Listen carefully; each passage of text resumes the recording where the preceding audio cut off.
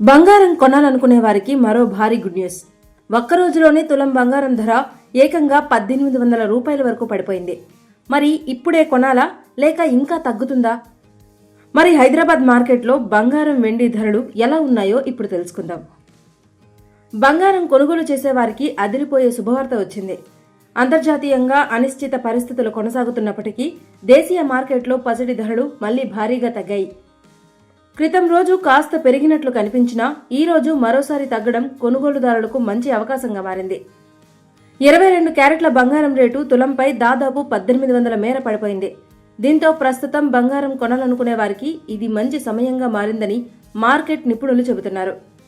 Iran, Israel, America మధ్య ఉద్రిక్తతలు మొదలైనప్పుడు బంగారం ధరలు ఒక్కసారిగా పెరిగాయి. అయితే ఆ తర్వాత పరిస్థితులు కొంత మారడంతో పసిడి ధరలు మళ్లీ తగ్గుముఖం పట్టాయి. యుద్ధ పరిస్థితులతో పాటు డాలర్ విలువ, అంతర్జాతీయ మార్కెట్ మార్పులు కూడా బంగారం ధరలపై ప్రభావం చూపుతున్నాయి. గత వారం పసిడి ధరలు ఒక్కసారిగా పెరిగి కొనుగోలుదారుల్లో ఆందోళన కలిగించినా ఆ తర్వాత మళ్లీ తగ్గడం కొంత ఊరట కలిగించింది. ప్రస్తుతం దేశవ్యాప్తంగా పెళ్లిళ్ల సీజన్ కొనసాగుతోంది. ఇలాంటి సమయంలో బంగారం ధరలు తగ్గడం కొనుగోలుదారులకు పెద్ద ఉపశమనం అని చెప్పవచ్చు. హైదరాబాద్ మార్కెట్లో పసిడి ధరలు గణనీయంగా తగ్గాయి. 22 క్యారెట్ల బంగారం ధరపై 10 గ్రాములకు 1800 మేర తగ్గడంతో తులం బంగారం రేటు ప్రస్తుతం 1,48,200 రూపాయల వద్దకు చేరింది. అలాగే 24 క్యారెట్ల స్వచ్ఛమైన బంగారం ధర 10 గ్రాములకు 1960 రూపాయలు పడిపోయింది.